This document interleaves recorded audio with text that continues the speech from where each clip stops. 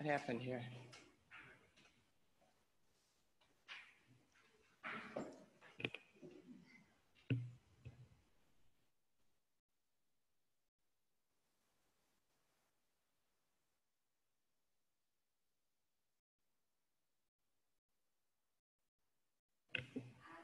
Is it on?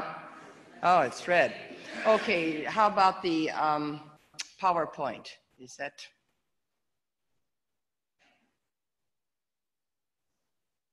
PowerPoint, okay?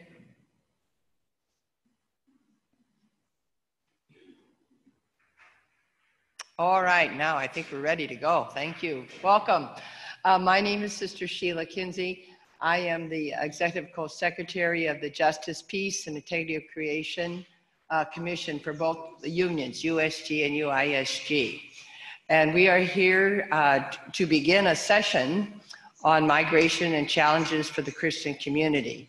And this is in conjunction with our office, which you will be hearing a little bit from Father Felix, who will be taking over the second part with the kind of the sharing that needs to be done in groups. And also Sister Florence from UISG that has the desk for migrants and refugees. So we've been working with this with the Scalabrinis. And as you probably saw in the program, we are using them, their wisdom, to share what they've been doing with migrants and refugees for years to help us move forward with this. So we're looking at a pastoral approach to this answer, and we know that this is prophetic, you know, particularly for this day and age, that we need to be out there giving that message. So these are the 4 sessions that will be held here at UISG from 9 to 12. And then, as I said, we will begin this today dealing with the whole human mobility and the Christian community and how we can deal with the challenges that we are faced with today. Next time, we'll deal with biblical pathways. The third one will deal with church's teachings. And then the last one in April will deal about the future. So you can see that we planned this whole event out. So this morning we have Father Aldo Skoda, Scalabrini, who comes with a background of philosophy, anthropology, psychology, pastoral theology. So we have it all together here to start us off with the program that he's helped to develop. And he's been working in the Pontifical Lateran University. He's been the dean of the Scalabrini International Program that's held at the Pontifical Urbanianum. And he's the general director for the migration studies in Rome. And he edits their magazine that they send out internationally. So we're very fortunate to have him start the day. And his topic will be, as stated, the phenomenon of human mobility in the Christian community between challenges and prophecy. And as Sister Florence shared with you, this is the schedule for today that we hope it's flexible, but we hope to keep to it. And so as always, we would like to begin with prayer. And those who know English, I would ask you to pray this for us as the translators will be translating it in the other languages.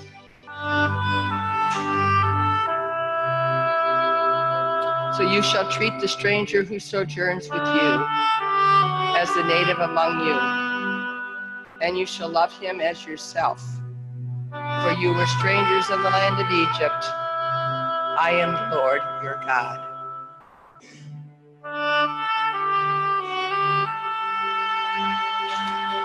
Welcoming, protecting, promoting, and integrating.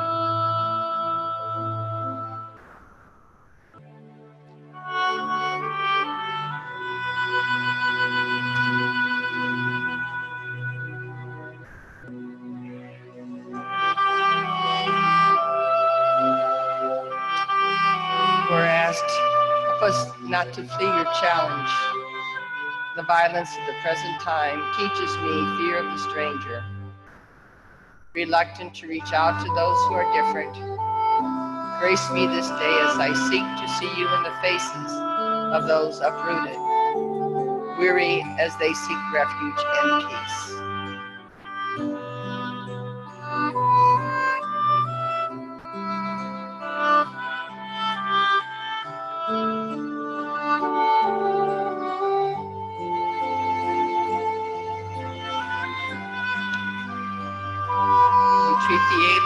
resides with you, not differently than the natives born among you.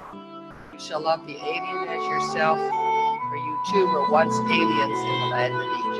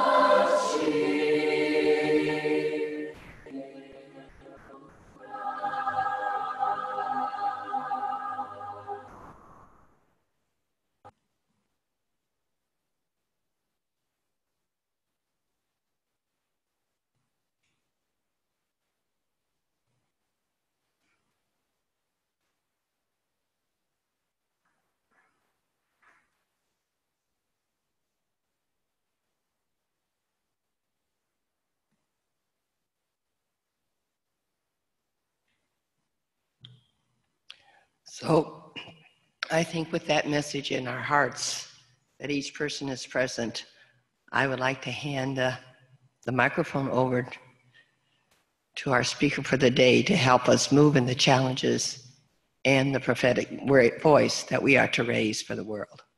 Amen. Thank you very much. Is it possible to move from here, because it means that I'm not seeing the last lines there.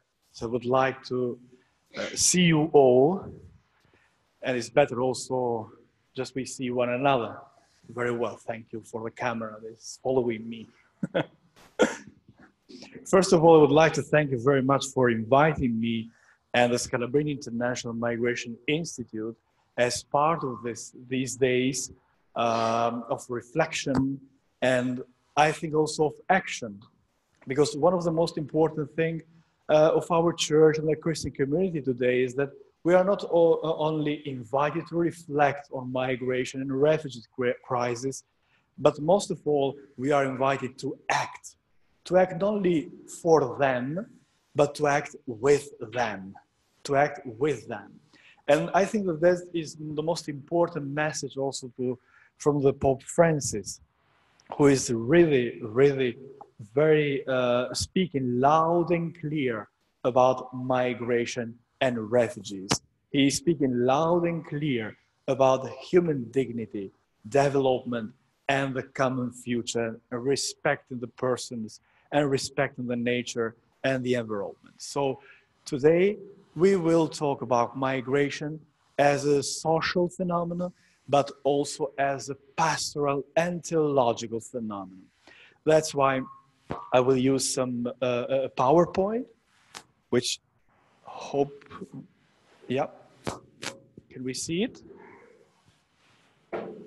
Very well. So my talk today will be about migration and Christian communities, starting from the experience of Europe, but not only in Europe, and prophetic challenges.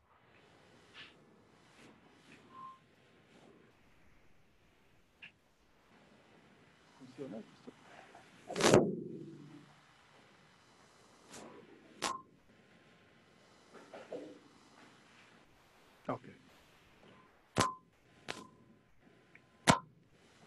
I would like to start from the words of Pope Francis. There are four sentences that are telling us what is going on about the migration phenomenon and how we can deal and how we can read this important phenomenon today.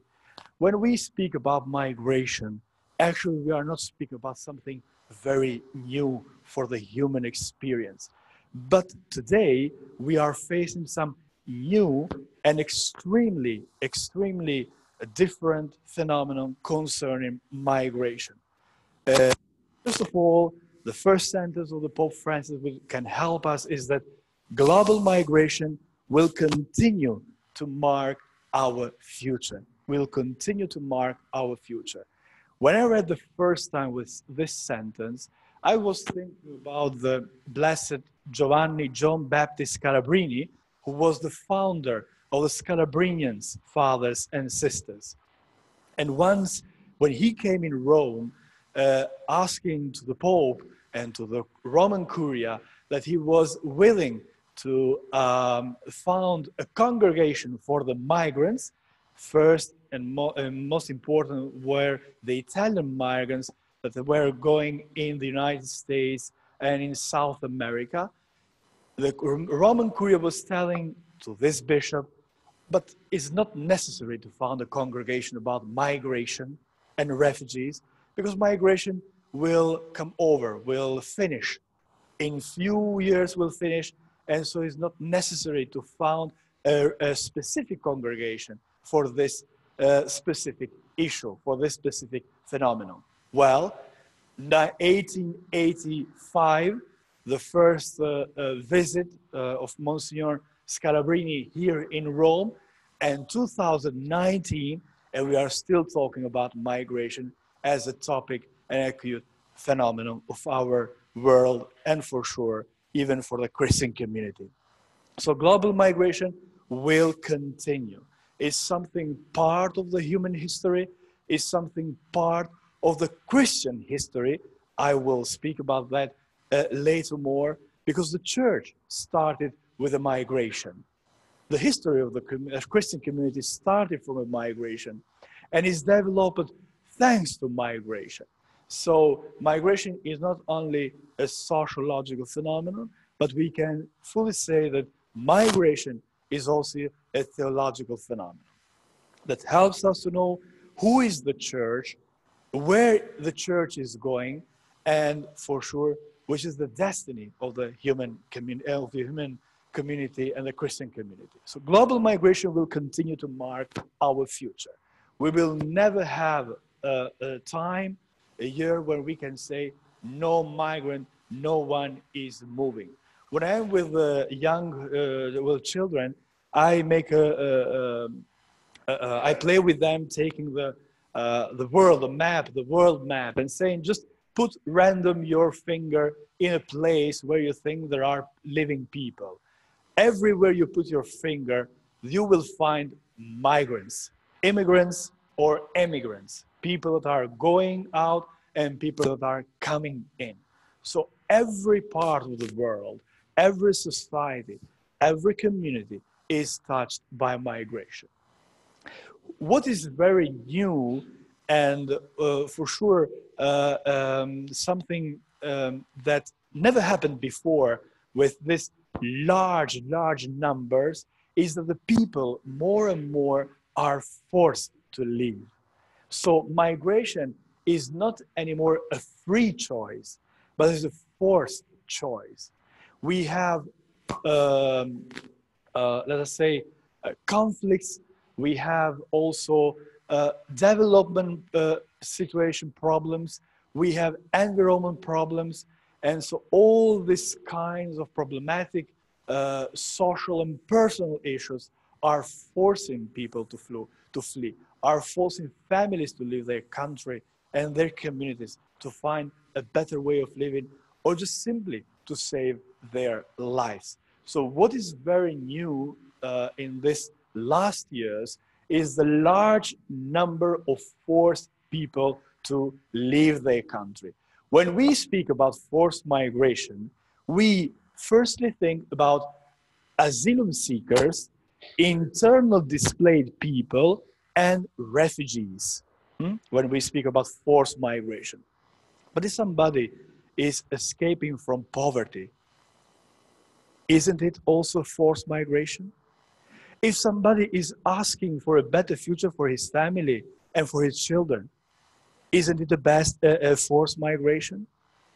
If somebody is asking and searching for opportunities that are not possible to find in their country of origin, is that not also a forced migration?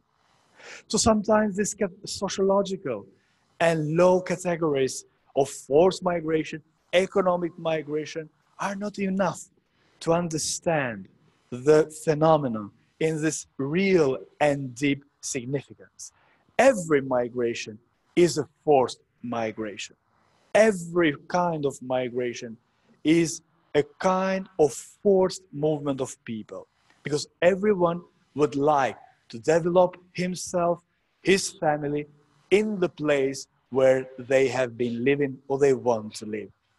So forced migration today is the big deal not only for the societies, for international governments and organizations, but also for the church and the Christian community. When we speak about forced migration and we see the causes that are forcing people to leave, then with the Pope we can say we have to talk about the integral and sustainable development. Until there will be places in the world that are not developed, we will have forced migration. When we talk about development, we are not talking only about economical development. We are talking exactly with the words of the church, with the words of the Pope Francis, integral and sustainable development, which means that human integrity, human personality, education, peace, environment, everything that helps to fulfill the dignity of every person in the world is part of this integral and sustainable development. So until we will have injustices, until we will have conflicts, until we will have places in the world they are not living in the democracy or in freedom or in persecution, minorities, religious minorities or other minorities, and until we will have the impossibility of many people to take advantage about the organization, the system of education, or the system, the sanitarian system, or everything that helps people to go and to develop themselves, we will have causes of forced migration. So this is the main issue. If we want really to deal with these migrations, we have also to deal with the causes. What is happening now, not only in the international arena, in the organizations and with the governments, but sometimes even with the church and the Christian community, is that we take care about migrants when they come to us. When they are forced to travel a line which is called the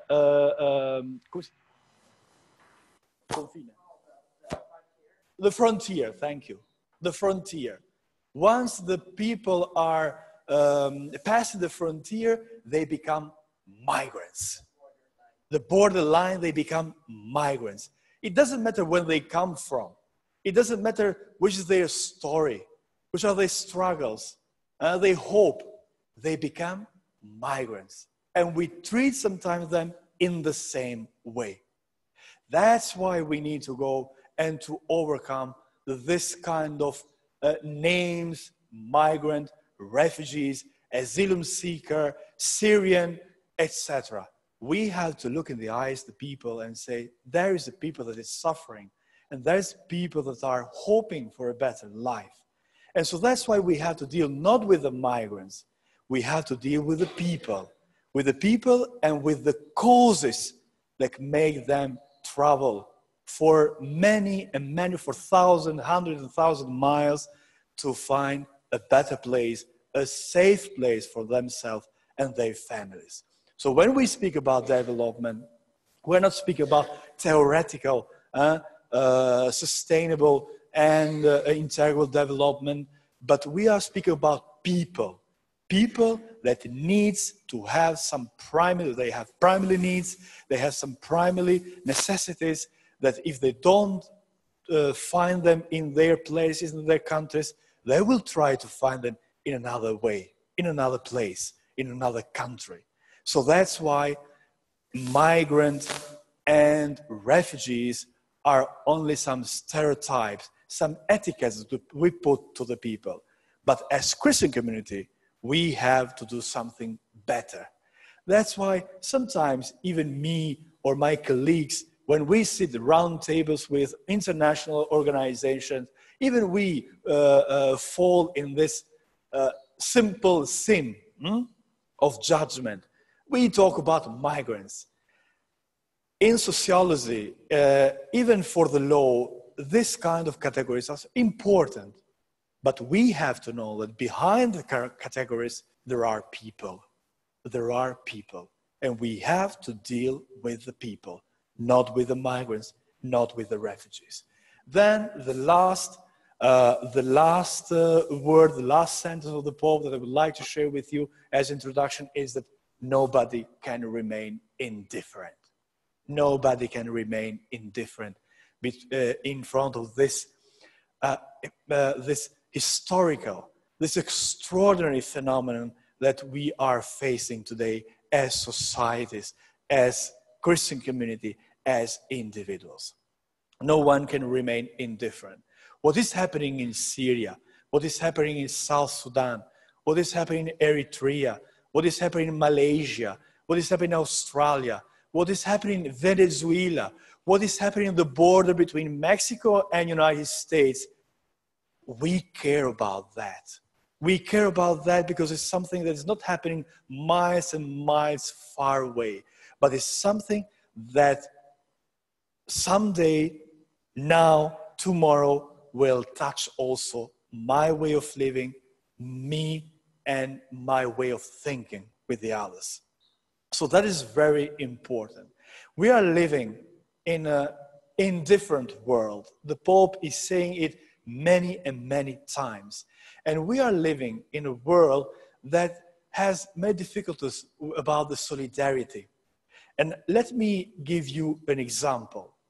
The European Union made a deal a few years ago, 4 or 5 years ago, about the redistribution of the refugees in the whole territory of the European Union. You know, many of the people are entering in Europe in Spain, Italy, and Greece. And these 3 countries were complaining and saying we cannot welcome all of them.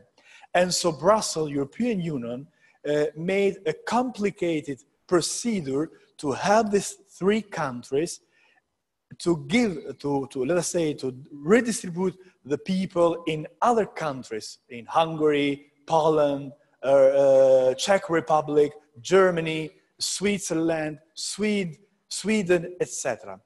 And you know what was happening? Nothing. All these countries that were not the first welcoming countries were able to welcome refugees and migrants. And what was very tragic is that imagine a round table, the prime ministers and the presidents of the European Union of this continent saying, how many refugees are you able to take? 100. No, 100 are too much. I can take only 20. No, 20 are few. You have to take 30.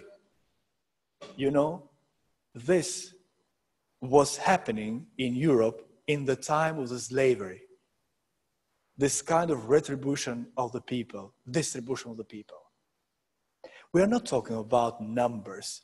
How many people are you taking? How many people you should take? 10, 20, 100 or more.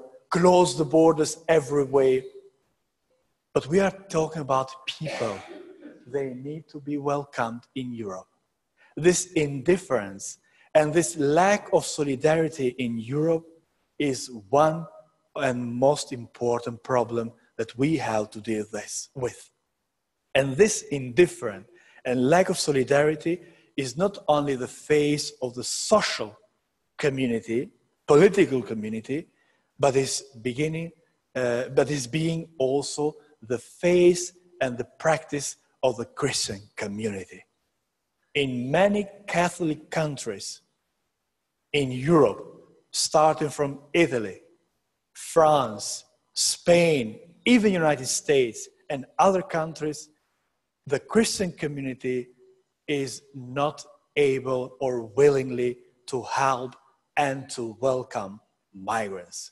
We have done some researches in some parishes, even here in Italy, in Spain, and in France, and the numbers was really shocking us because most of the people that were attending Mass regularly every Sunday, they were not able or willingly to welcome migrants in their parish or share with them the spaces of their parish.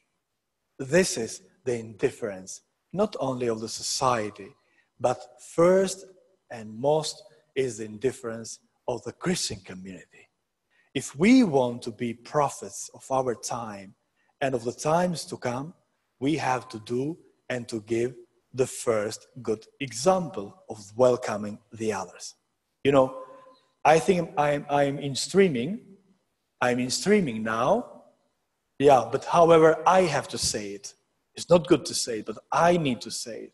There are many priests, and I will not say where.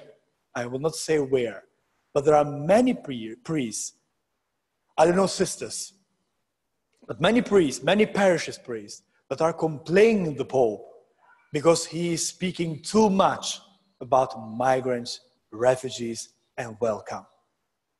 They're complaining the Pope for that. And there are even some bishops that are complaining the Pope about that. But imagine this. If we are not able to welcome a person in need, which is not a migrant and refugees, but if we are not able to welcome, to protect, to help a person in need, why we call ourselves Christians? Let me know. Why we call ourselves Christians if we are not able to do this? So the sin today of the Christian community and more larger way of the whole our society is the indifference and the lack of solidarity. So this words, this sentence of the Pope can help us to introduce what I will say now about the phenomenon, the migration phenomenon, as a sociological and as a theological and pastoral phenomenon. Just a minute. Okay.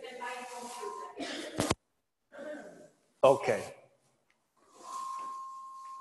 Very well. The first thing that we have to know and to deal with is that human mobility is a structural component. So it's not something that is going to finish, to start, to finish, and then to start again. What we are talking about is that migrations are a dynamic and constantly evolving phenomenon. So even if they are marked by important changes that requires every time new analysis to understand the implications, the migration phenomenon is something structural. So it means that it concerns every place, every society, every human community in the world. So people are on the move everywhere, in search and everywhere presence. So migration is a universal phenomenon, That's why we cannot say migrants and refugees are not my business. Migration is not my business, because everywhere we can find people that are living or people that are coming. And we have to deal with it. Why is this element important? Why this is important? Because everything that we are reading in the newspaper or in the news dealing with the refugees is concerning or is underlined by the word crisis.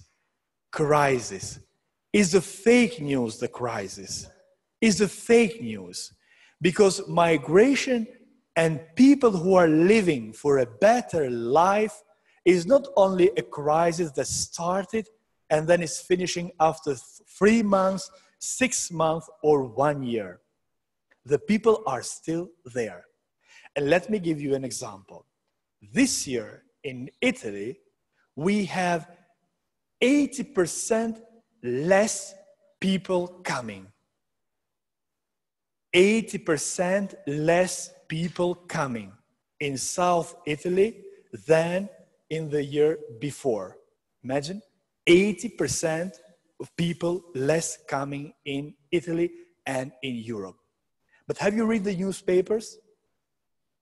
If you open an Italian newspaper, a Spanish newspaper, or a French newspaper, or a Greek newspaper, and you read the news about migration, you are imagining that we are dealing with an invasion. With an invasion. In Italy, we are invaded by the aliens. But the facts are that more than 80% less people are coming this year. So the crisis is an invention. The crisis is an invention. But why we have less people coming? Are there less people leaving their countries? No. Even this is a fake news. The people continue to leave their countries because the conflicts are continuing. The poverty is continuing. But the people are blocked in other countries, and they are suffering there, in Libya, in Lebanon, in in Turkey, in Greece, in Morocco, and other places everywhere. So we are seeing 80% less migrants in Italy, but we cannot say that there are 80% of people less leaving their country, because we solve the problems. So crisis is a fake news. Migration and refugee seekers are a structural phenomenon that will continue forever. But we have to deal with the causes, of course. The second point, which is very important, and I call it like this: words matter. Words matter. Which means that as for the invention of the crisis, we are constructing a migratory mythology. Migratory mythology. What does it mean? Well, communication about migration issues changed, and is changing everywhere the perception. When we open a newspaper, when we open a web portal, or when we see news in the TV or in the radio, we are invaded from negative stories about migrants. Migrants like problems, criminal problems, social problems, economical problems. Everywhere, migrants are pointed as problems. And this is one of the instruments to build this negative image of the migrant and of the refugees, and to build this another fake news that, or better, the migratory mythology, that the migrants and refugees are a problem. For sure, also the electoral campaigns are not helping in this. One of the most important and loved issues of the politicians today are and is migration. Trump is using migrants for his politics. You see what is happening these days in the United States with the wall between United States and Mexico. You have heard what was happening with the caravan of the people starting from Venezuela and going to the United States. You are seeing what is happening in Italy, in France, in Germany, in Spain, in Greece, in Turkey, everywhere where we have electoral campaigns.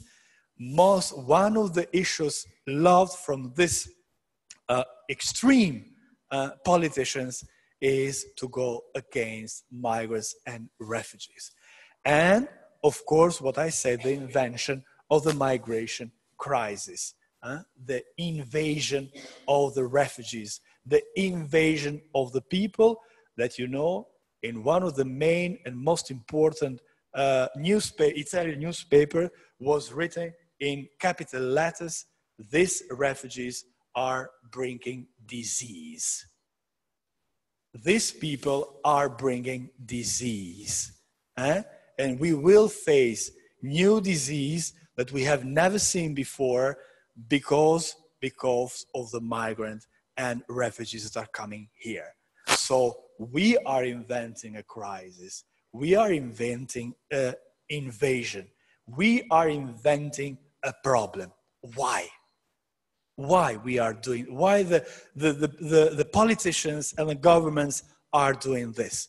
Because they want to use extraordinary, let's say, laws against the migrants. And they want to enforce their power when they are ruling a country. The fear of the alien is a good chance for a politician to perpetrate his power in a country or in a community. The fear of the others make people to love a strong leader, make people want and vote for a strong leader. The fear is making the people do irrational things. Irrational things. And when we vote, well, here enters the psychologist, when we vote, we are not always rational. We vote, many people voted for Trump or for Salvini or for Le Pen because they gave the image of a strong people, strong leader who are facing this invasion, this crisis of invasion. And the third is that, of course, in Europe, but not only, we are living a new era of xenophobia and Islamophobia. The need to have someone to blame in our societies. If there is a problem, we point immediately to the Islamic terrorism. If there is a point in the community, if there is a problem in the community, we point immediately the migrants and refugees. So words matter. We have to deal with the communication. And if we want to do a service to the Christian community, we have to care the communication. We have to communicate in a new way that respects human dignity, that respects people, that respects communities.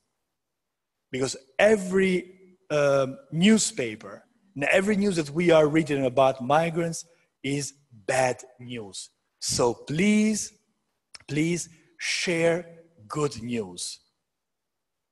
Not fake bad news.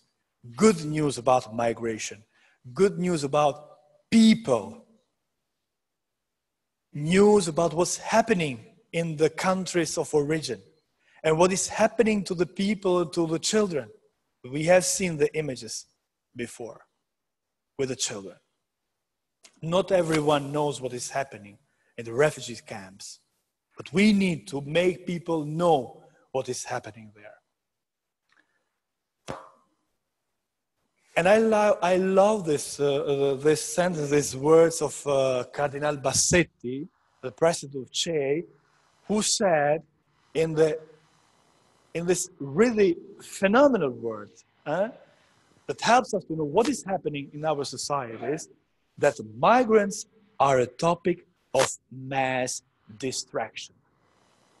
If you don't know how to deal with the problems of the society, speak about migrants, and the people will listen to you. If you don't know how to govern a nation, speak about migrants and refugees and about invasion and a crisis, and the people will listen to you.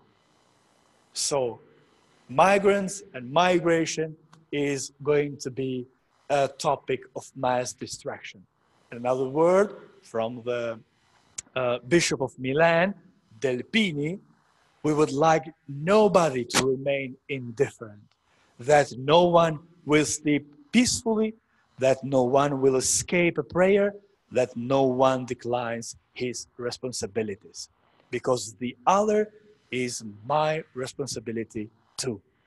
The migrant and refugees is my responsibility too. How the Europe is dealing with migration. We have three main issues, points that I would like to share with you. 3 points, how we are dealing and which are the problems and how can we deal with the solutions.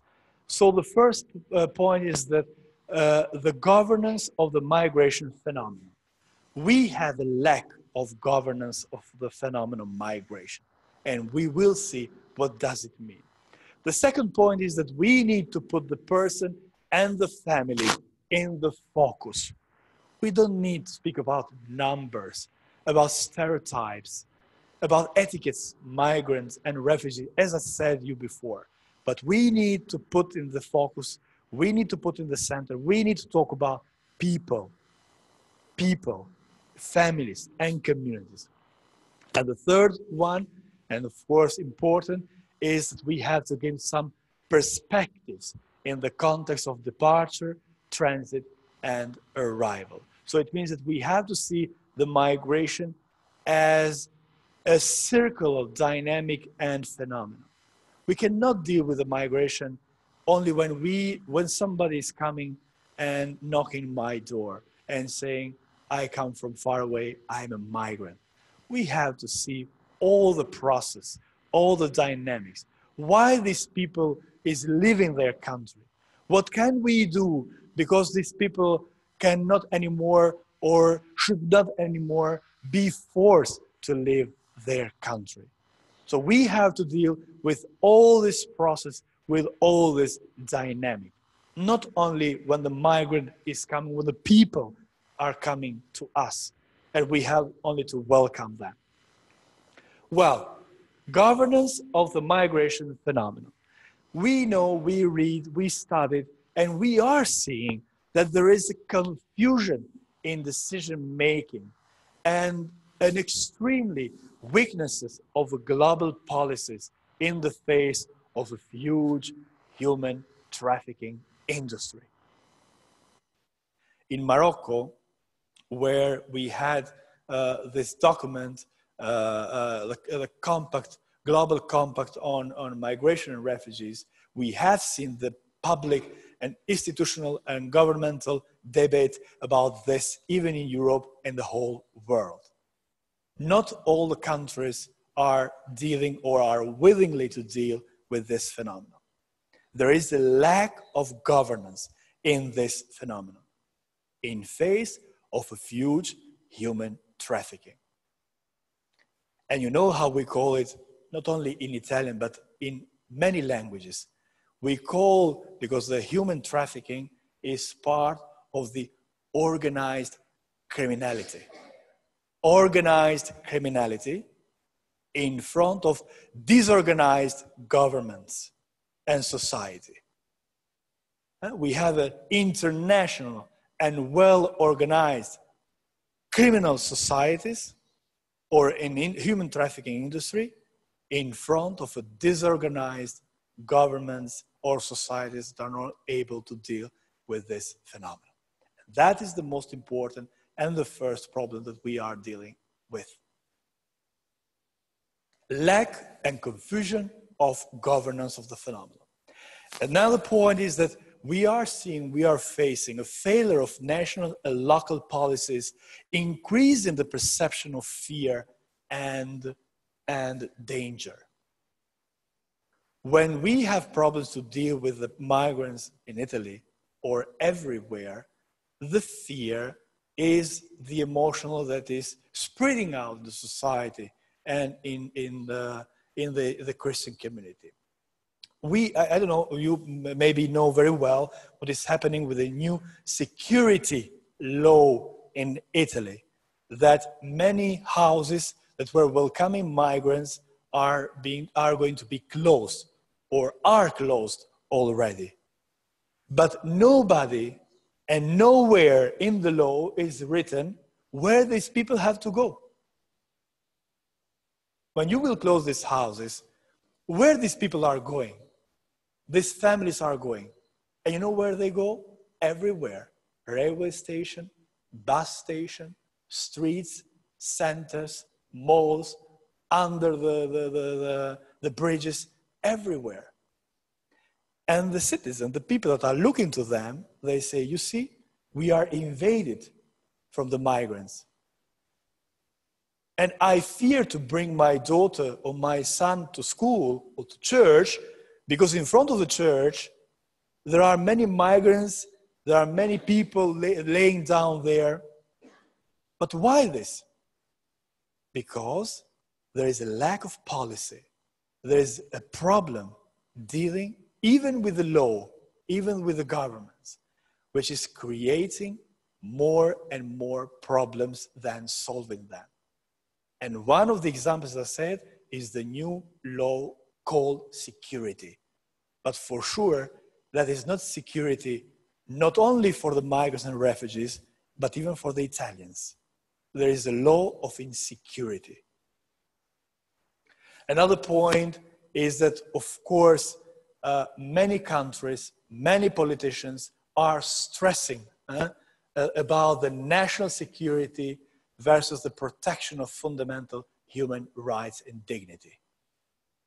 Many countries and many politicians are stressing more the security, even law for security, a deal for security, constitution is for security, and we have to make rules for feeling the people, making feel the people more secure, security.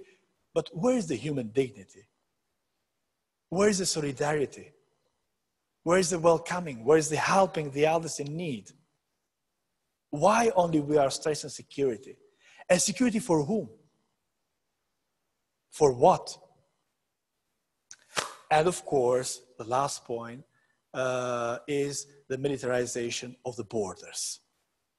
We are seeing everywhere the topic, let's say, example is what is happening with the wall, which really exists already. Exists already. Trump is not building the wall. The wall already exists between United States and Mexico. But still he is talking, we will build the wall, we builded the wall, etc. But that is not only, let's say, the border between Mexico and United States. We have many walls even here in Europe, and many governments that are willingly to start and build walls, even in Europe, between countries, in Croatia, in Slovenia, in Hungary, in Greece, in Macedonia. The militarization of borders also.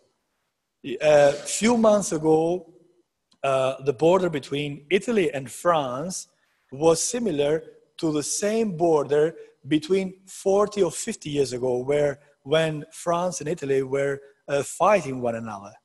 Because in the wall, in the French side, there were many soldiers and policemen because of the fear of the entrance of migrants and refugees from Italy. And the cities of the North Italy, Como, or all these cities, were full of migrants sleeping or staying for days in the railway stations, trying to find a passage for the France. And you know, also many people were traveling in the mountains, just to go in the other side and to find a place, a safe place, in the other side of the border in France. But everywhere in Europe, every prime minister or president is somehow giving or thinking the idea to build a border with his neighbors to control the migration and refugees flow. I will not all this, but just another most important thing is that one of the difficulties that we have to deal with the migrants is what I said in the beginning.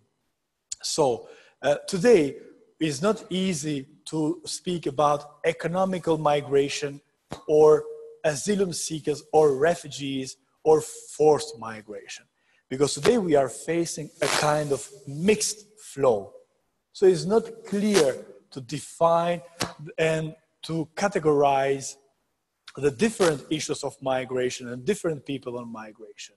And for sure, this for the governments is very important, because if you enter in the country as an asylum seeker, you have some rights.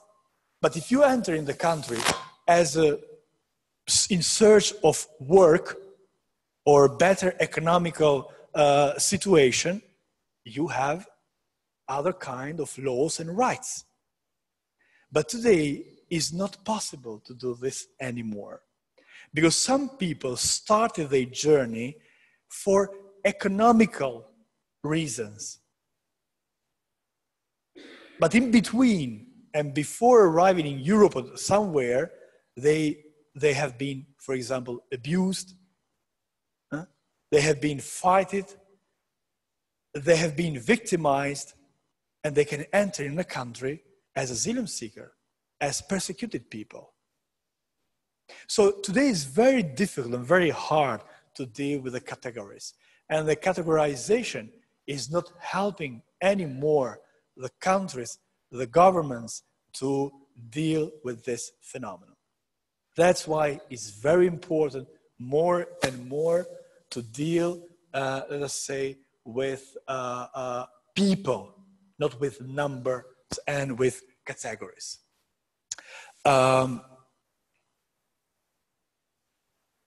The second point, you have already even the PowerPoint, so you can even read the other points that I'm not going to say now.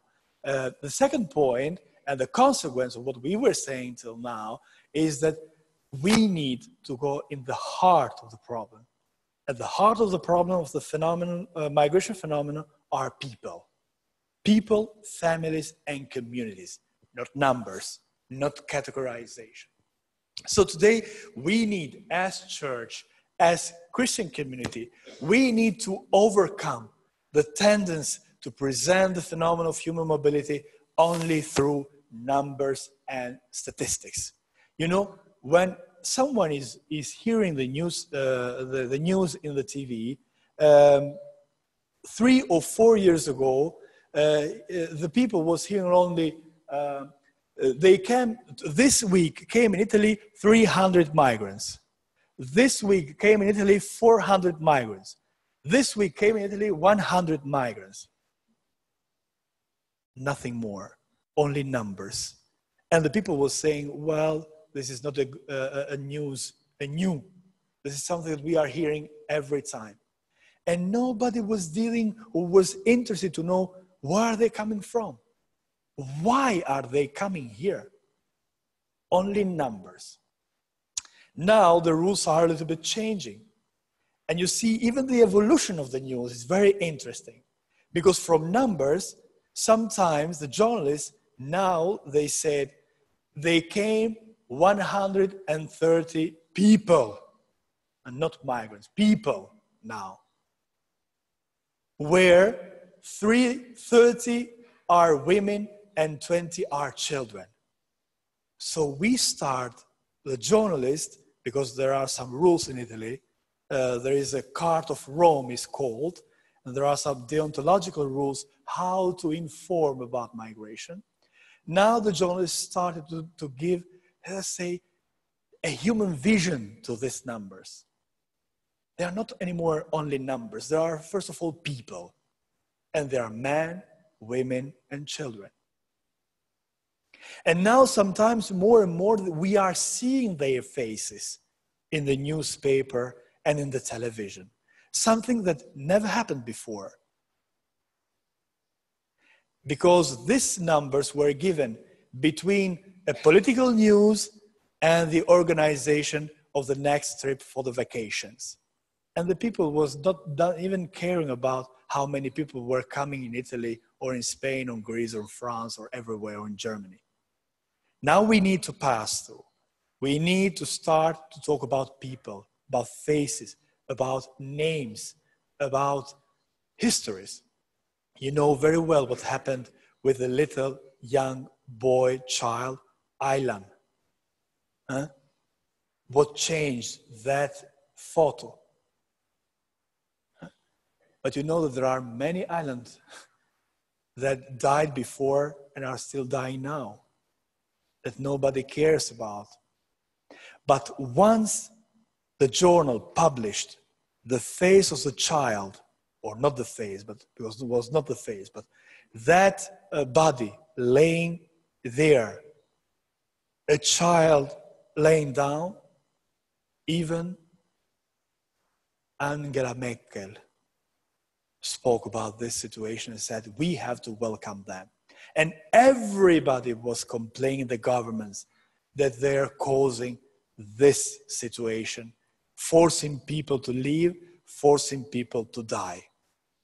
But the emotional feeling started and ended in a week.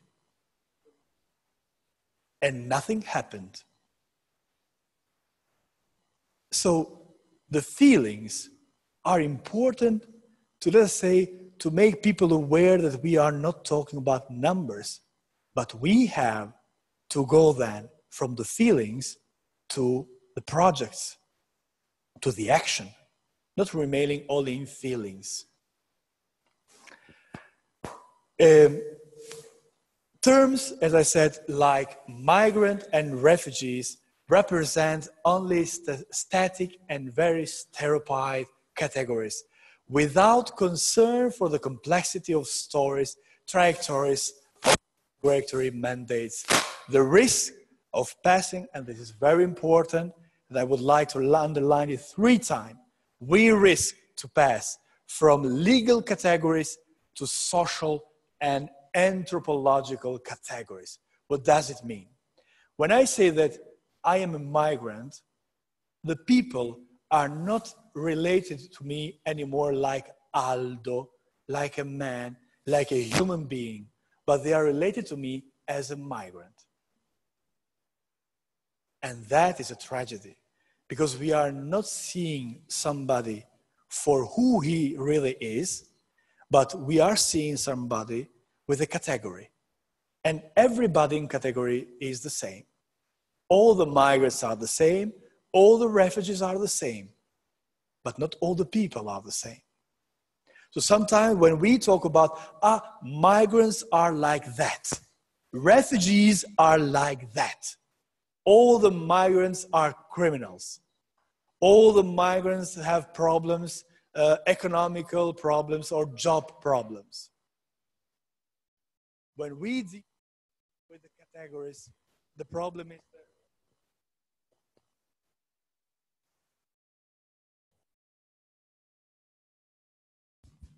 that adesso si sente? Okay. When we deal with the categories, the problem is that we change or we pass from legal category to a human anthropological category. And that is called in the social psychology, the stigmatization of the people. I don't see anymore a human being. I don't see anymore a man or a woman or a child. I don't see a history. I don't see an experience in him.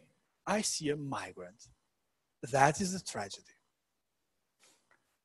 The migrant is a person, and we have to deal with the person.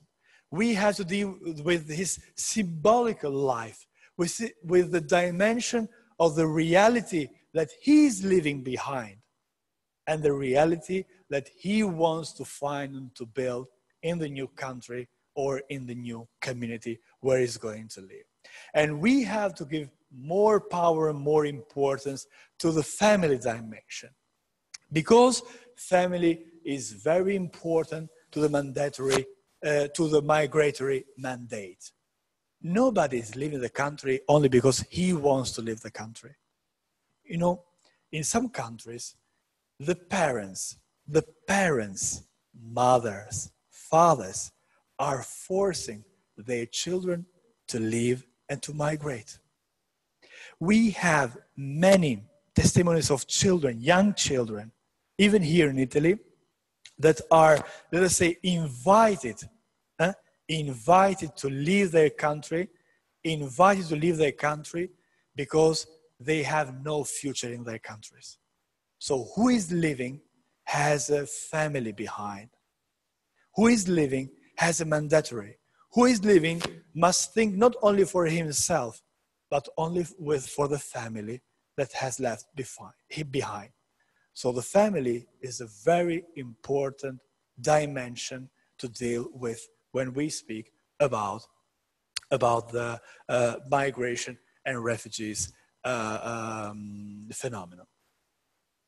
Then, the third point, what we need to do is to build, to stress, to force, to give, to enrich resilient and ethical systems and structures.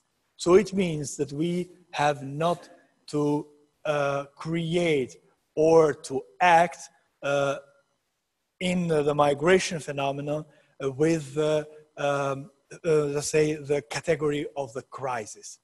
Migration is something naturally happening in every society. And we are not facing a crisis, because if we face a crisis, if we deal with the migrants and refugees as a crisis, what is the consequence? We are thinking only in welcoming and protecting. If we deal with the crisis, we are willingly to deal with welcoming and protecting, because we are feeling a crisis. If there is a crisis, what can we do in a crisis? Only to welcome and to protect people. But migration is not only a crisis, it's a structural dynamic. So it means that we need to speak about promoting and integrating people, not only leaving them in the welcoming. You know, in Italian, and you probably know it, we have a strange, let us say, categorized to speak about welcoming. In Italy, we have first welcoming, second welcoming, third welcoming, fourth welcoming. When are we talking about integration?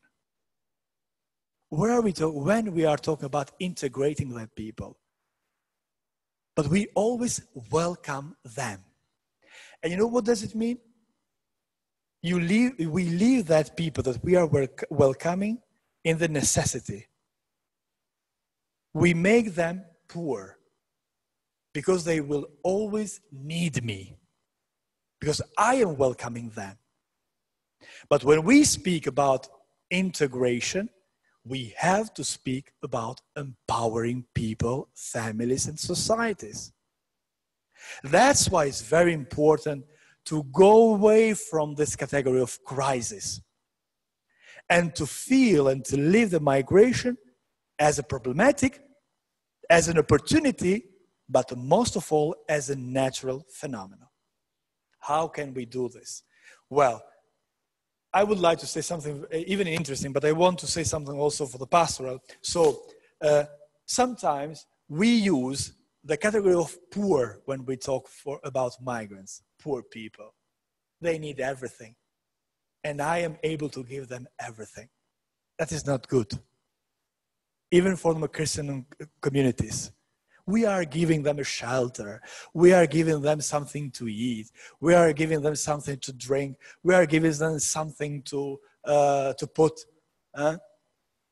We are leaving them as poor, so which is not the evangelical category of poor. We are not talking about that kind of poverty. We are talking about the social and sociological poverty. So to leave the people always in need. Always in need. And if we build structures and institutions and organizations that are leaving always the people in need, we are not doing a good service to them. We cannot only think only about welcoming. We have to think also about integrating and empowering them. That means to deal with the migrants and refugees in a real and evangelical way. So sometimes we give them this category of poor. They are always in need. And when we talk about need, we are not talking about the human essential needs, but we are talking even about rights. Rights. The migrants and refugees are poor of rights. And you know what I have to give to them, because it's their right to have it, I pass this as charity. Is what clear? Is this clear? What is their right? I pass this as charity. I'm giving you this right because I'm good. No. I'm recognizing this right because you are a human being. I'm not giving you this right. I'm recognizing you this right. So that is also another trick about the migrants and refugees as poor. But sometimes we think that to fight this poverty, sociological poverty of migrants, we need to give information and news on how migrants are useful. And even some bishops, priests, nuns, Christian communities are saying, you know, you have not to fight against migrants because migrants are useful. Migrants are useful to economic, contributive, demographic system. Even the governments are saying that. Huh?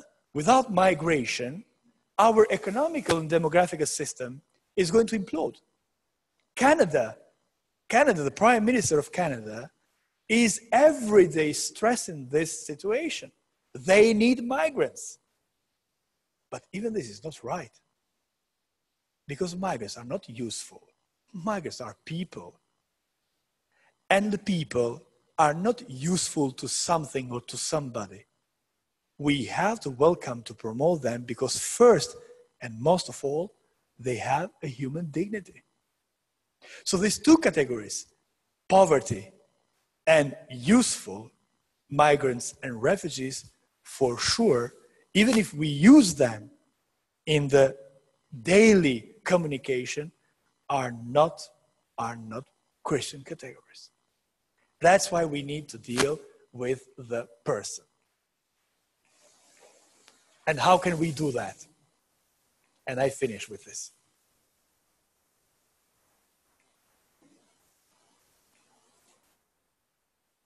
How can we do that? The gospel is not only a good story. The theology is not only a meant to study and to give lessons and to give exams of the semester or with the theological way. Gospel, theology, and faith have a performative dimension. Not only an information, but a performative dimension, which means that today, in front of the weakening of the social action of the institutional church, faced with innumerable challenges, intra and extra, becomes current the prophetic task of the Christian community. The gospel teaches is not anymore sufficient, because gospel is not only descriptive, but is also performative. Is also performative. And when the gospel is saying, when you welcome the migrant are welcoming me, is not only an ideal, it's something very concrete, it's something very, let's say, very active way of living. That is the first and most important thing. Nobody that goes in the church can say, as Pope said, can live in another way of the gospel way of living. And if the gospel is saying, welcome the stranger, help the poor, we cannot live another way. Because the gospel is performative. Secondly, the church, the true face of the church. Sometimes when I go and to celebrate masses, and I ask to the parish and ask the people, are there many migrants here? Oh yes, but they are not coming here because we have another way of living our faith. They have another way of living their faith. They even doesn't seem to be Catholic or part of the church. They are really strange. And then I start with this. What is the real church? What is the real face of Christianity? Migration and migrants. Because as I said at the beginning, church started thanks to the migrants. And church spread out worldwide thanks to migrants and refugees. And the end and the destiny of the church is not an ethnical church, but is the holy city of Jerusalem, where every people are entering from all over the world.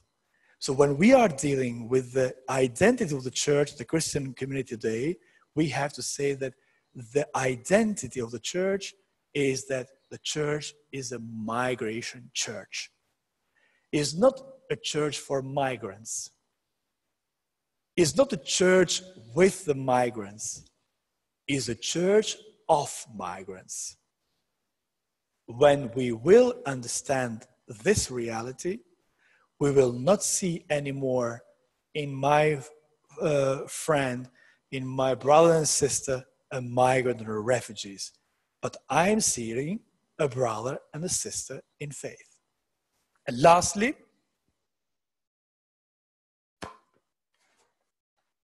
okay, we have, and this I will only introduce it, but we can read it. We have to pass from our oikos to oikomene. Oikos, you know, in Greek, it means house. House, my house. My house, my parish, my community, my town, my country. We have to pass this and to go to the oikomene, which means to the whole world, to the human community. It is about being able to get out of one's oikos and open up to the oikomene that embraces the world. Ecumenical learning consists in allowing others to participate in the practices of one's life and faith, and in participating in the practices of the life and faith of others. It is therefore an indispensable task for every local community. And lastly, if we want to do this, we have to speak about open communities, which is not something new for the theology, the pastoral theology, but it's something that we have been reflecting from the years 70s. The community that learns.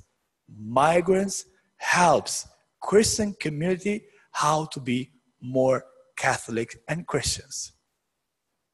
Only if our communities are learning communities. And only, and this is the really last sentence I will leave to you, and only if we change this anthropological way of seeing the other.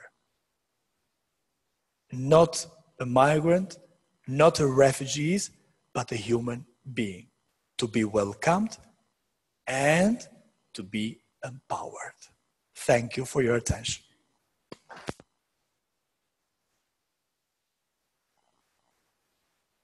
Thank you, Aldo. I think you take us all the way around to making us challenged to be the new narrative. It has to be in our own person, our own witness. We have to believe the message that you have given us to carry forth, that beyond welcoming and receiving and protecting, we are challenged to look at the root causes that bring people there.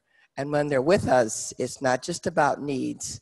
It's about seeing them as persons and seeing them as a way of learning from them and empowering them to be the people that they can be and that they need to be.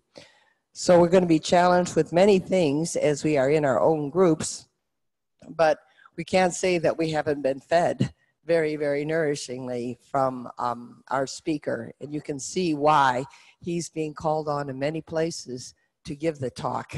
And hopefully it will bear the fruit that he's hoping will happen as a result of our conversations together. So we're about ready for a break, but the way that the program has been planned is that when we come back in groups, there'll be some questions for you to kind of discuss. And then from that, there'll be some sharing and interaction with Father Aldo again. Is that okay? Are you okay with that kind of a process? Okay. Then, and Father Felix will be leading this second part. I don't know, you want to say something before the break, Felix?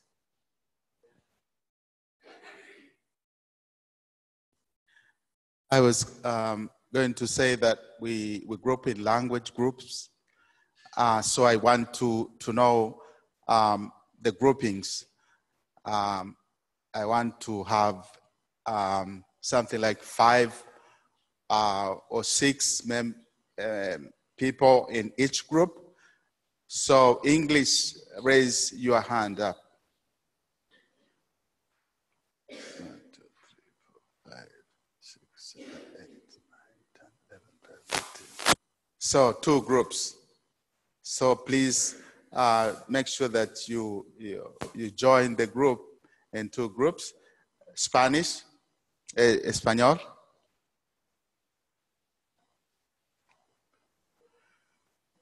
Okay, that would be 1 group. French? Is there French? No. Italian? 6.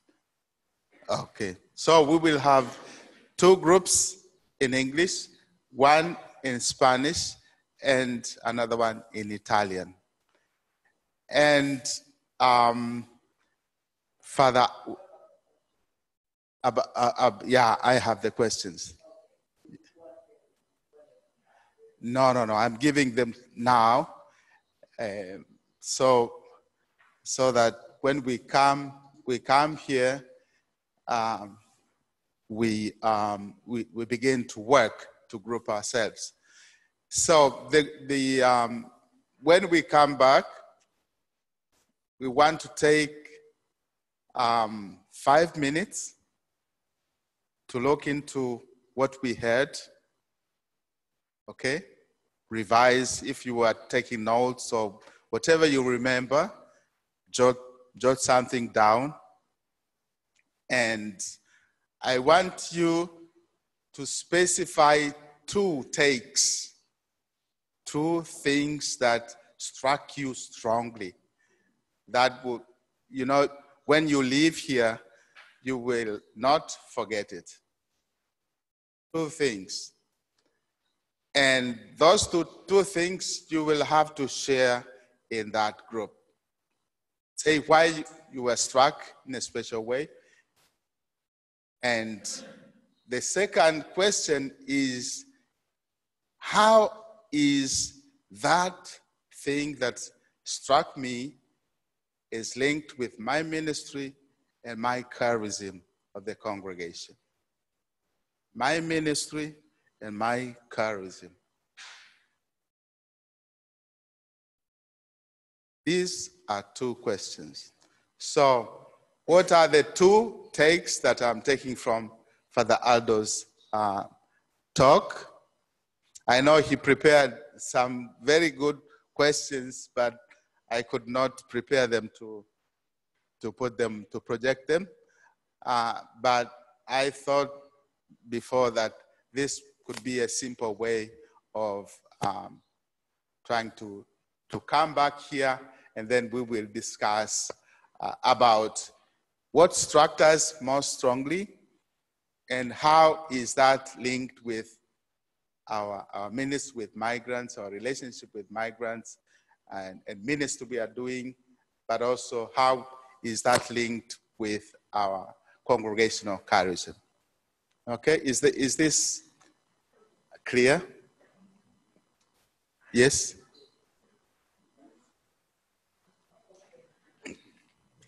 Felix, we can invite the people online to do the same, to follow the same instructions. Yes, please. I don't know how that works, but oh, okay. So thank you. All right, I think we're ready for a break. And then I think if we can come back at about 10:02, would that be okay? All right. And then be in your groups. Thank you very, very much. The plenary session, I was asking each group to decide the story they are going to share from the first question. What was the thing that struck you most that was shared in a group? 1, I know you were struck in many ways, but the time we have is allowing us to share 1 story, and also how you are going to apply the things that you heard into your ministry and in the work you do, in your relationship, your ministry, your charisms of congregation, etc. That is the second question. Only 1, so that we can have time to discuss and also to give the time Father Aldo to respond to our quests. So we will begin with giving Father Aldo some questions regarding the things you thought need more clarification or more explanation.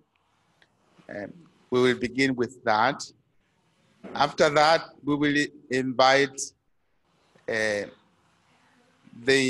English number one is the one that is near the translators. English number two is on the right side, Italian and Spanish.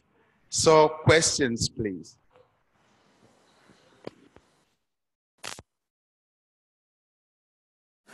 Also, we are asking questions from our online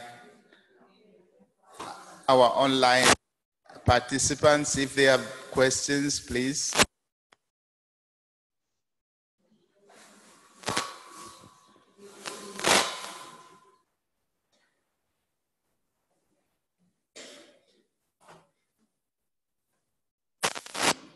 Felix, we can give the floor to one of the participants in English, Sister Carmen Elisa Bandeo. She wrote a message, but it's very long to read. I would like her to say something live. May I?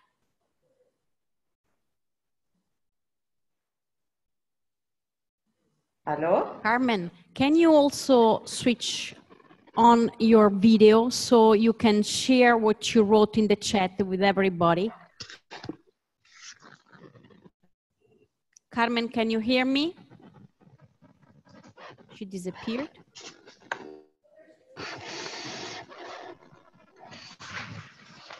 Can you hear me? Can you hear me? Because Carmen, can you speak, please? The microphone is on. Internet connection is not good. It's on. Can you hear me? Yes. Hello?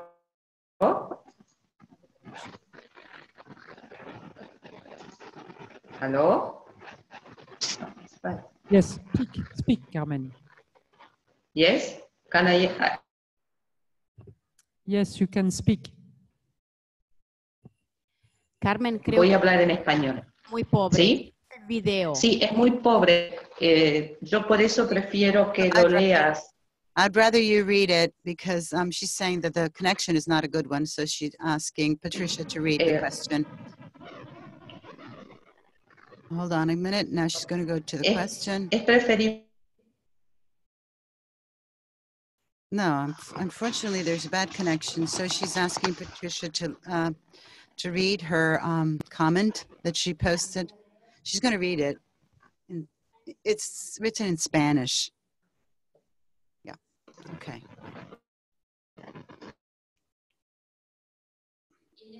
In these 2 months and a half in Athens, I'm living and seeing how important it is to the people who do not to be seen or labeled as refugees or migrants, but as people with their own story and their own culture, out of which they have started and where they are looking for their future. I would like to add that the challenge of integration is fundamental, including in the countries of transit, because this is also part of empowering and a way of building their future. To be an active part in any social core helps a person to grow, helps a person to consolidate justice and peace. I completely agree with defining this as an evangelical path. I think it's part of the prophecy of hope to which we are called as consecrated life and as people of God. Thank you for what you have shared, Father Aldo, and thank you for the organizers. I say hello to all the people I see there in Rome that I have seen, and I've worked with them when I was staying here in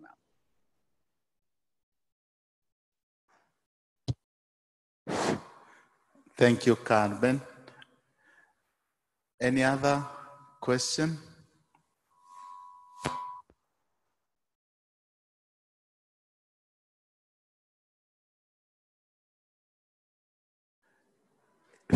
If no questions, so we invite English group number one. Okay, there is a question from the Italiano. Okay.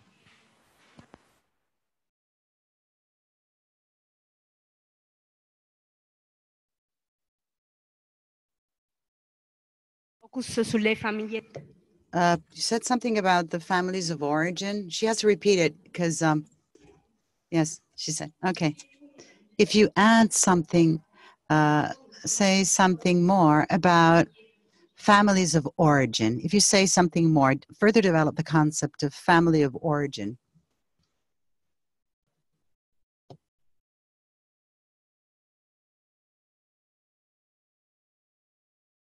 If there is another question.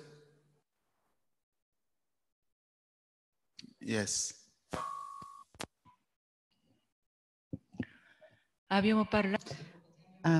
We have heard your presentation also about integration, but we must also deepen the reasons that force people to live their or country of origin. Do you think this is useful for us, having more information about why they're forced? Do you think this can be useful for us?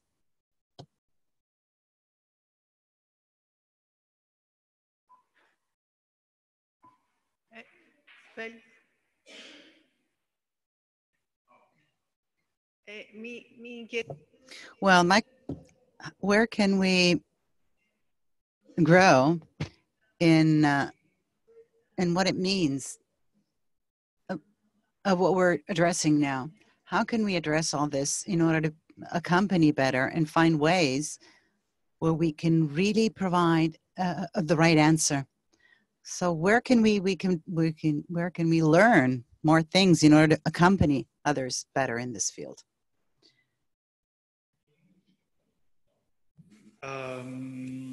The first question regarding the family of origin, we don't have many time to spend, but I think it's very important, first of all, because everyone is a son or a daughter to somebody else, which means that every one of us is living, growing in a family, which means that we take with us in the migration process not only our hopes and our challenges, but also the hopes and the challenges of the families. I just underlined to you one example, which was that some families in different countries are thinking that the only way for saving their children, their sons and daughters, is to help them to migrate. And we were talking with Sister Sheila before that that is not only causing the migration, but it's changing also the mentality of the young people. Because what we are dealing today in some countries is the culture of migration or migration culture, which means that many young people seeing, hearing these examples coming from cousins, brothers, sisters that are living abroad and sometimes are not always real and not only giving the reality of the migration abroad, they grow with this feeling, with this desire that they think that the only way to grow up and the only way to make it is to migrate. And if you stay in this country, if you remain in this country, you are a loser. So that is the culture of migration. It means also that when we talk about family, we have to talk about the so-called left behind. Let me give only an example. In Europe, especially in Italy, but not only, we have many women from the East Europe, especially Ukraine now actually, who are taking care about the elders and the children of the Italian families. But they left behind their elders and their children. And let me give you a concrete example. When I was a chaplain of the in Brescia of the Filipino community, I was talking with a mother, and that was past at least 10 years, spent 10 years in Italy without having the possibility to turn back in Philippines to see her daughter for 10 years. She left her daughter behind, and she was paying for her daughter, for the education of her daughter. And for paying the education of her daughter, he decided it was better to spend less money for traveling and to have the possibility to give more money to the daughter for the education.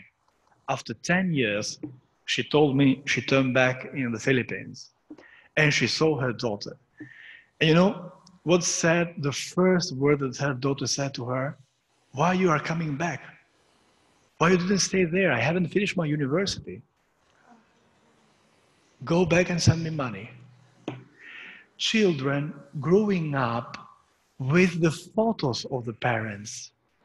Parents passing through the challenges with the photos of the children.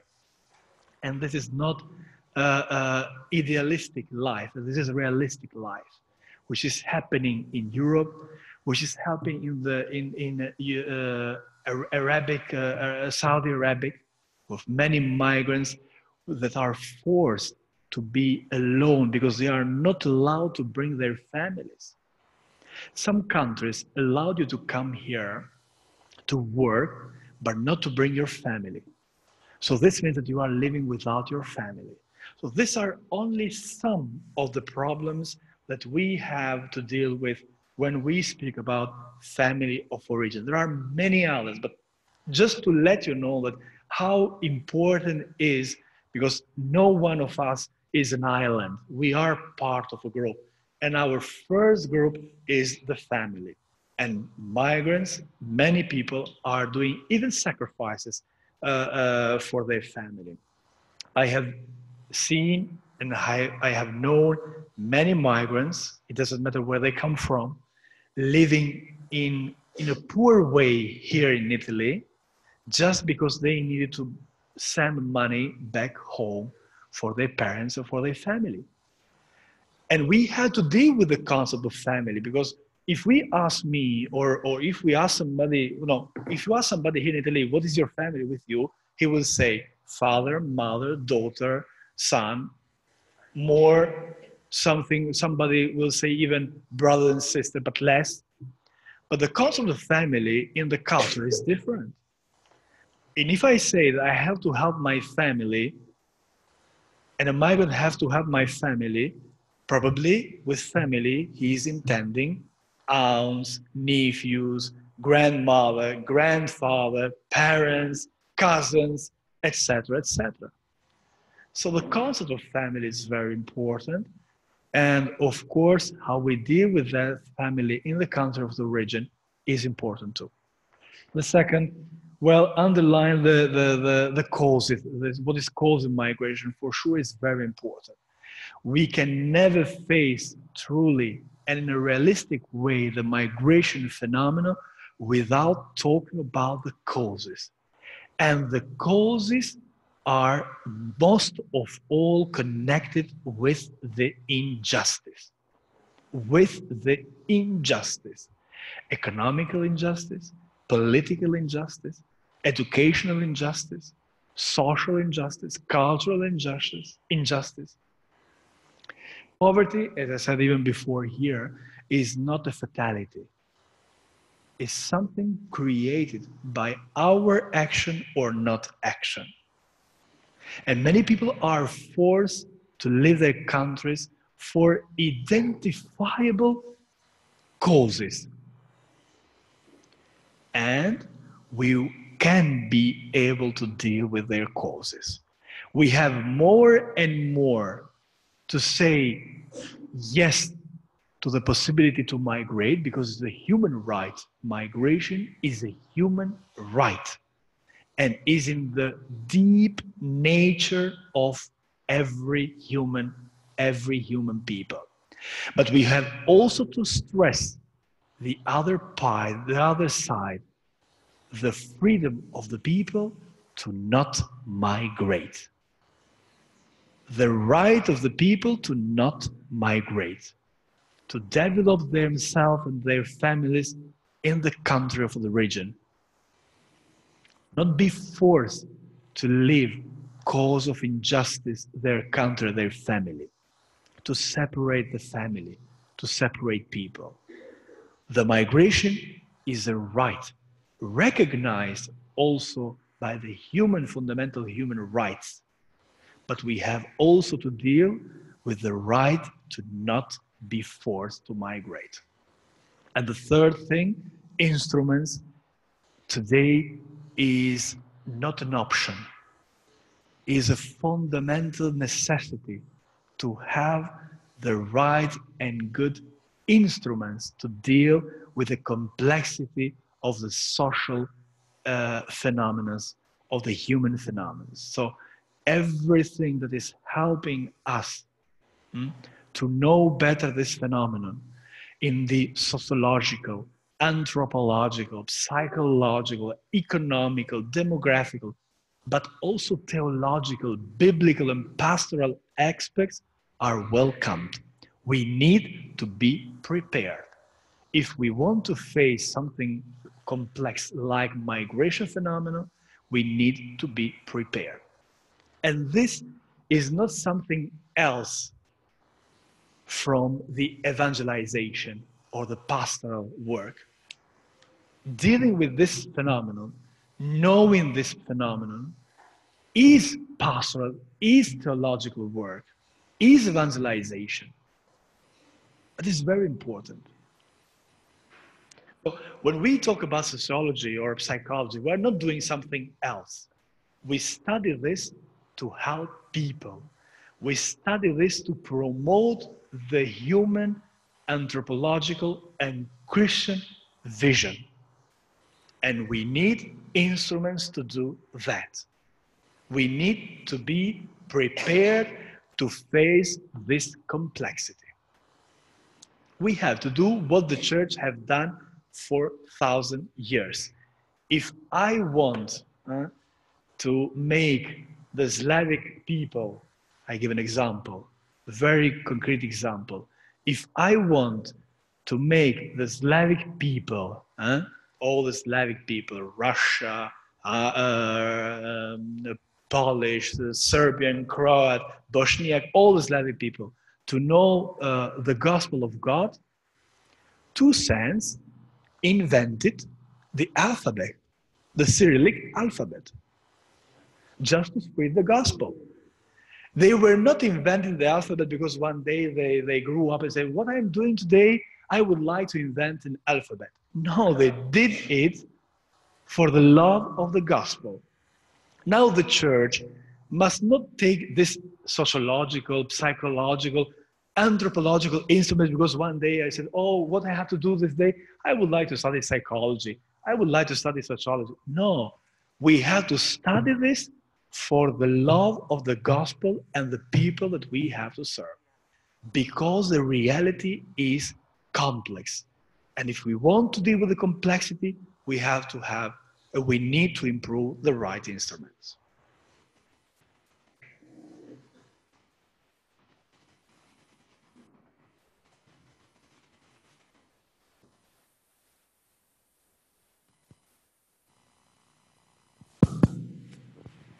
Thank you so much for that, Aldo. And I think you have hammered. It's what we call in English hammering. So let us share our group discussion. Just one story from each group for each question. We begin with English number 1. Thank you.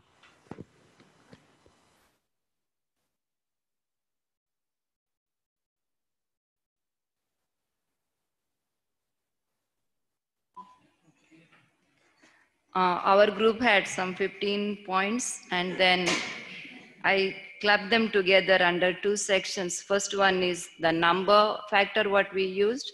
Charity, where we take pride that we are charitable and our words matter. So what we are discussing is we put a human face, and it's the right of every person just because you and me are born human. And the words matter, like we said earlier, or many times we say migrants are dangerous, and today we are saying migrants are useful. So both of these terms are derogatory towards the migrant population. So we are talking about alternate communication. How do we use communication which is respectful towards other people? Then the second point was moving from welcoming and protecting towards promoting and integrating people from other countries. So the barrier is militarization of borders and criminalization of people who are helping migrants. That is also coming into our society. So these were the two aspects, we discussed predominantly in our group. Thank you.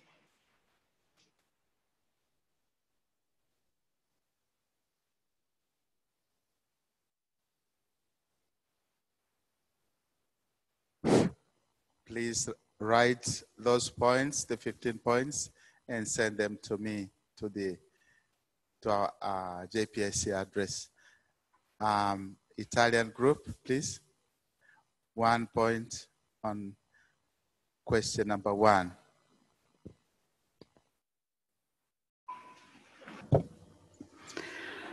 Well, we summarize on the first question in the following way: considering migrants people who have a face, a story, and a past, and not just a number or just through a label. Educate ourselves to the correct language to use.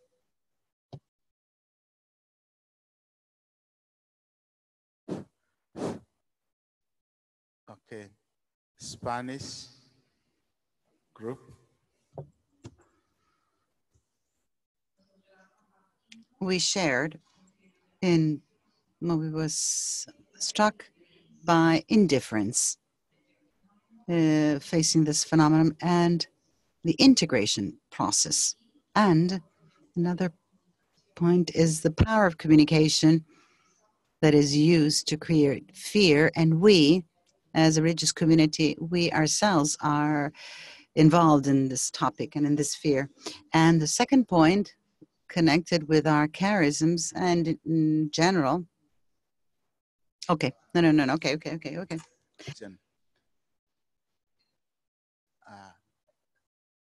Is there any points you want to add the Spanish on those points too? You want to stress anything?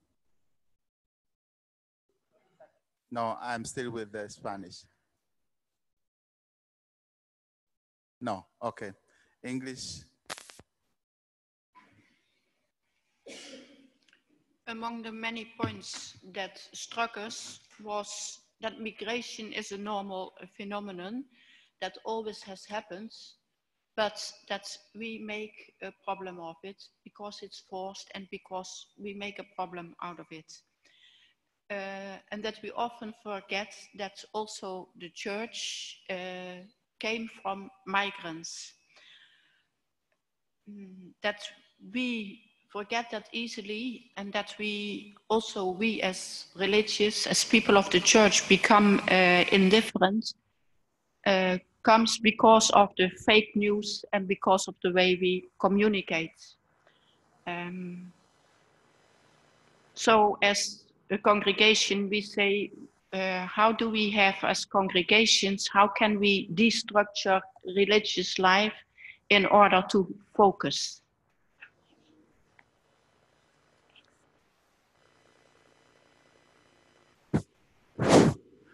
Okay. Any other point to stress on that? The second group of English. Okay, now we begin with the second question. English number 1. Did you finish everything? Oh, okay. So please write everything and then send it to me. Spanish, please.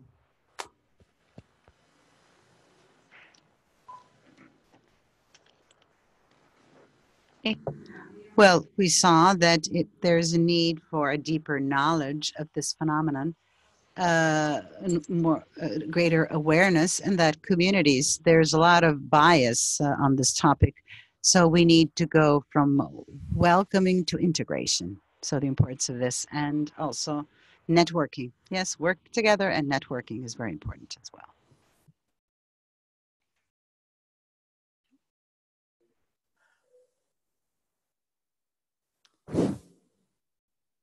Italian.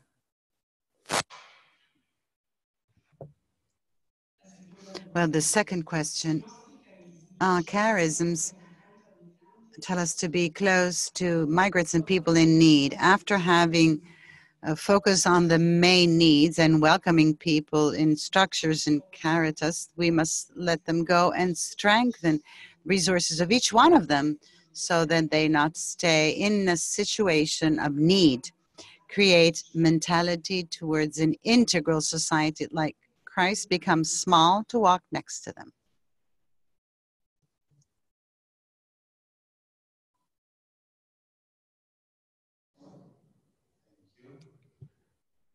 English. Number 2. For us, it was no surprise to discover that care for migrants and refugees is in the charism of all of us. We listened about each charism and discovered, well, we all care for people and I want to be with them, with persons, and not with a category, but with the concrete person. And we realized that when we give something, that it is not charity. As congregations, we have to get this really on board to realize. It's not that we are so generous, but because we are brothers and sisters. And to restore the dignity of people is very much in all of our charisms.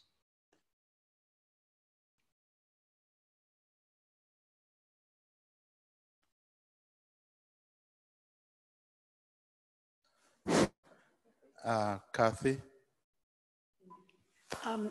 This is different. This is just a comment on something that we talked about that Father did not make very explicit, but the whole idea of who benefits from migration. And we talked a lot about, we talked about enterprises, corporations, people making money off of migration. For example, at the US-Mexico border, the privatization of the detention centers is making millions of dollars for individuals. And so consequently, there isn't the same impetus to disband that idea because somebody's benefiting from it. So I think we always have to ask that question.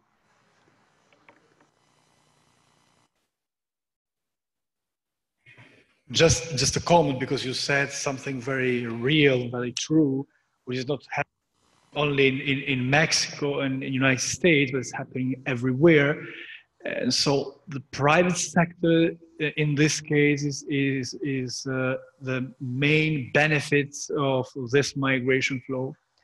But imagine, as I said, also the criminal organization, because as much as we build walls, we are not stopping people migrating. This is another fake news. The border is not stopping the people.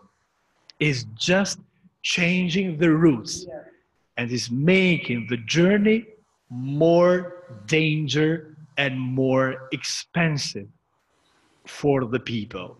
So it means that we have thousands of testimonies of people that are kidnapped during the journey by criminal organizations and asking for their parents to pay money for them to continue the journey. But even if we are not dealing with these cases, we know very well, we know even the money, how much does it cost to come from Syria in an illegal way in Greece or in Italy, or from Eritrea to Libya or Italy.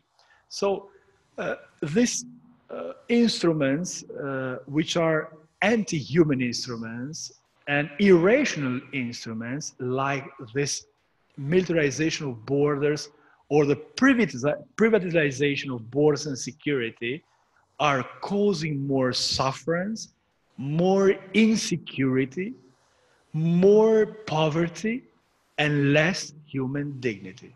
We have to deal with it. We have to know it, and we have to communicate it.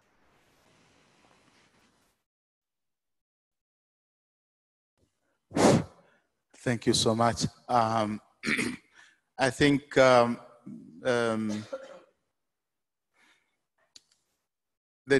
group discussion were meant to enrich, just to expand a little bit more of the reflection that Father Aldo has given.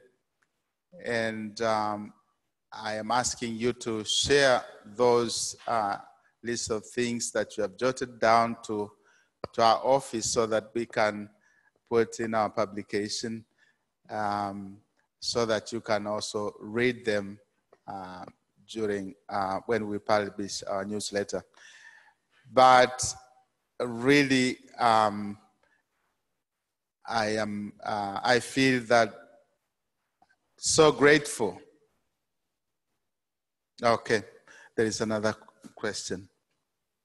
I was moving to giving thanks to Father Aldo. Okay, sister. It's not a question, but just to add something. I'm Preeti, coming from Athens, Greece. Just to highlight about the one word that we I'm collaborating with JRS Athens, and we highlight accompaniment to the people. So welcoming, accompanying, integrating, empowering, these words go together. Without accompanying the people who have come from borders, I mean from the places like Afghanistan, Syria, Iran, and many of the African countries, we can't just leave the people on the road, just telling them integrate, unless you walk with them.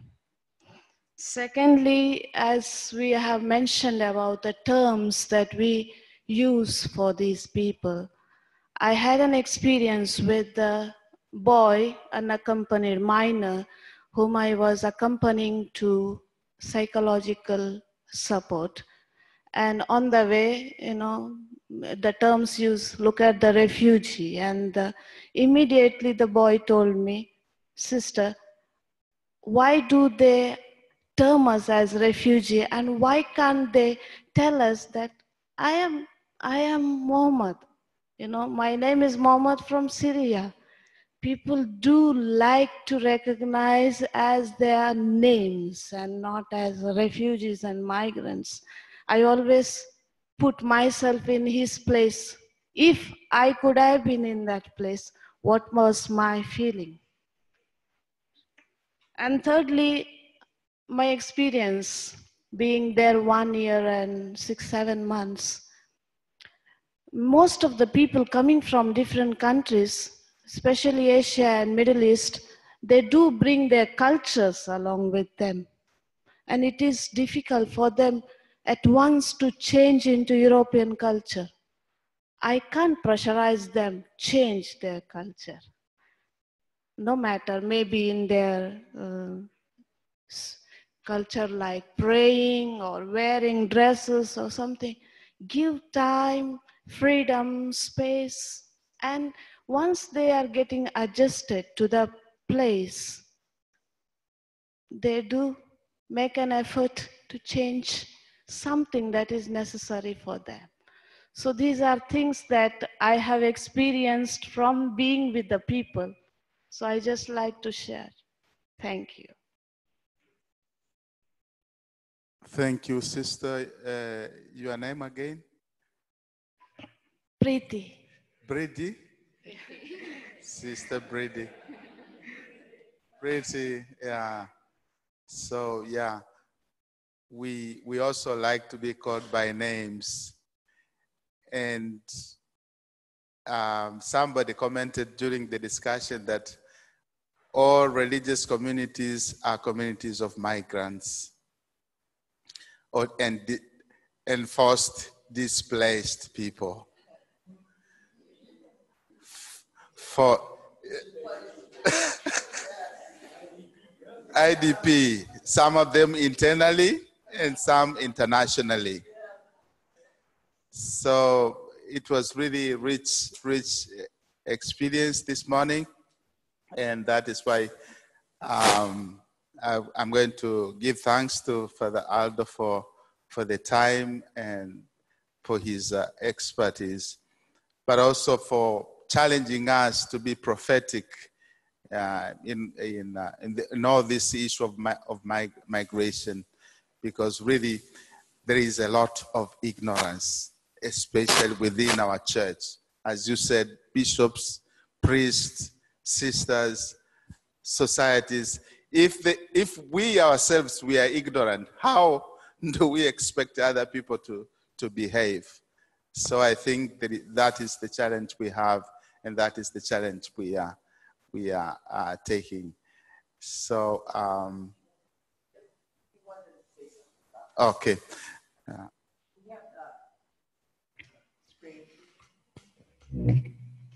Thank you, Father Felix. Thank you, Sister Sheila, Sister Florence, and of course, thank you to all. It is always a good experience, because every time that we meet people, is not only to give some talks, some concepts, some, let's say, topics, but it's also a kind of sharing, because we like to do that. We need to share our knowledge, our experience. Thank you very much, Sister Pretty, for your sharing your experience there in Athens, and every one of you that is doing something. That is very important. We have to be the voice of those who are not able to say something in our society, or the voiceless. And the migrants and refugees today are those who are poor of voice and rights. And that's why we need to be their voice also. But we need to have also instruments. What we have discussed today is not everything. There are huge things to discuss, to know, etc., and to deal with. But there is a kind of appetizer. We today have the possibility to stress more, to know more about the migration phenomenon and theology of migration. It exists today as theology of migration. And for sure, our institution, Scalabrini International Migration Institute, that you can Google and see, is an academic institution who is helping the church, first of all, who is helping the church to be more prepared, even in the academic, in a specific way, to deal with this phenomenon, not only sociological, but also theological, pastoral, and to highlight not only what we can do for the migrants, but what the migrants are doing for the church and did to the church and will do to the church. So one of the programs that we have, if you can see the computer, yes, thank you very much, is this program. We know that not everybody is able to come in Rome and study in our institution and to do the license and the doctorate. And so we developed a program, an online program. I discovered we have here a student of our program. We developed a program, an online course, which is given in Italian, in English, in Spanish, and in Portuguese, actually.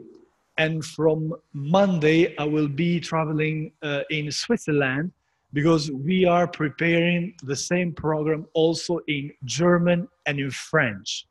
And this is a concrete opportunity while you are working with the migrants and refugees in this different context, you can also, as I say, be able to have more preparation and more notions, more dynamics, more topics concerning not only migration, human mobility as a social phenomenon, but also as part of the theological and ecclesiological reflection.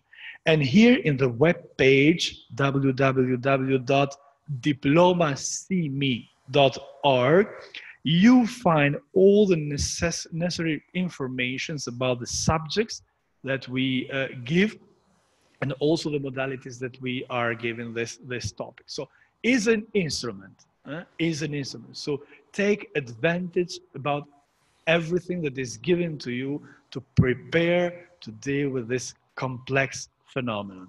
The diploma online is recognized by our university and institution, and also is recognized by the migration and refugee section of the new dicastery, and from different bishops' conferences around the world, starting from South America, North America, Europe, Africa, Australia, and other conference bishops in Asia. So different languages, we improve this program in different languages. Language is a reading course, which means that you download the material and you prepare a summary or the questions that the professor is giving to you, and you can, let's say, is more practical also to deal with your time and with your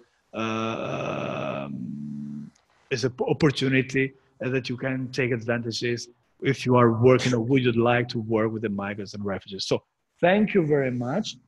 And of course, we will have our 3 days of preparation. The other professors and our guests are coming from our institution to share with you different aspects of this phenomenon. But thank you for being here. Thank you for inviting me.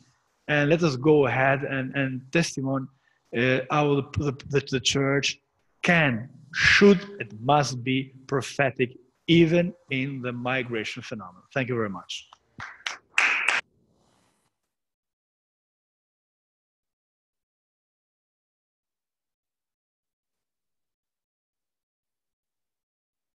And as he said, the next session is on February 9th.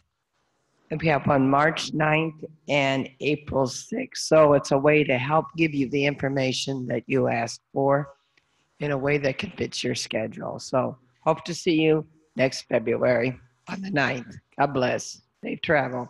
And as the Pope would say, buon pranzo.